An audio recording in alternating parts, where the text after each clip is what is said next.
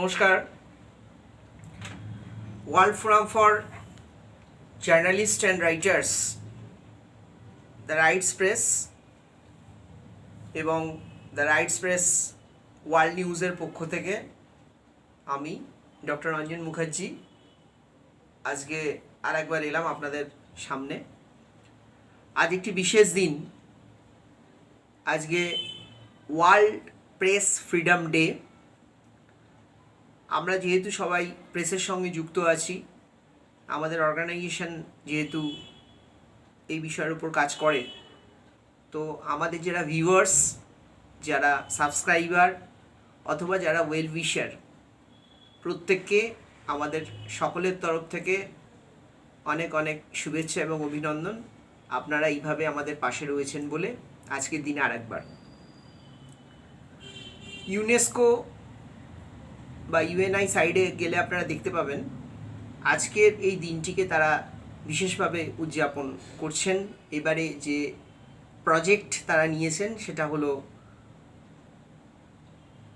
Artificial intelligence বা AI এর উপর ভিত্তি করে আমাদের জার্নালিজমে এআই এর প্রয়োগ।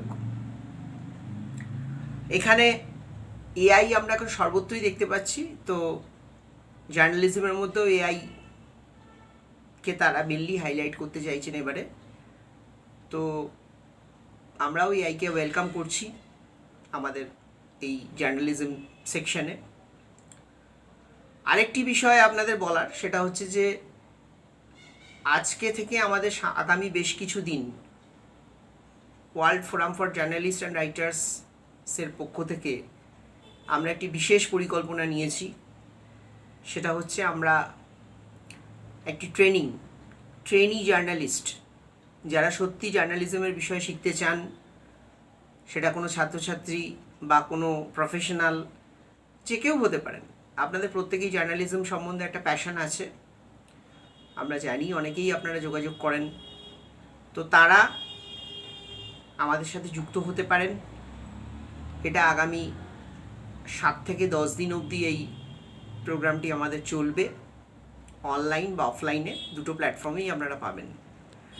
তো এই ট্রেনিং জার্নালিজমের ফলে আপনারা বিভিন্ন রকমের কাজ, প্রজেক্ট, কিভাবে কাজ করতে হয়, এইগুলো আপনারা আমাদের কাছ থেকে কিছুদিন বা আগামী এক বছর আপনাদের নিজের এলাকাতে প্রথমে আমাদের সাথে থেকে, তারপর আপনারা আপনাদের মতো করে আপনাদের নিজের এলাকাতে, নিজের ডিস্ট্রিক্টে, নিজের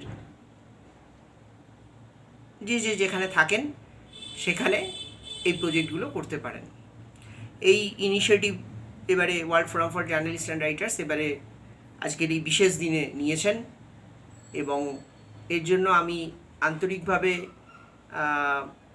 এই অর্গানাইজেশনকে ধন্যবাদ জানাচ্ছি। আপনারা আসুন, আমাদের সাথে যুক্ত হন। আরও একবার সবাইকে আজকের এই ওয়ার্ল্ড প্রেস ফ্রিডম ডের আন্তরিক শুভেচ্ছা এবং অভিনন্দন। প্রেসের ফ্রিডম অবশ্যই থাকা উচিত। প্রেস যদি ফ্রিডমলি মানে স্বাধীনতা, প্রেসের স্বাধীনতা যদি না থাকে, তাহলে কিন্তু প্রেস ঠিকমতো কাজ করতে পারে না। প্রেস একটি গণতন্ত্রের চতুর্থ স্তম্ভ বলে আমরা জানি। সুতরাং প্রেসকে প্রেসের মতো কাজ করতে দিতে হবে, এটা আজকের দিনে আমাদের দাবি বা অধিকার। ধন্যবাদ। সকলে ভালো থাকবেন, আমাদের অর্গানাইজেশনের পাশে থাকবেন, সাথে থাকবেন।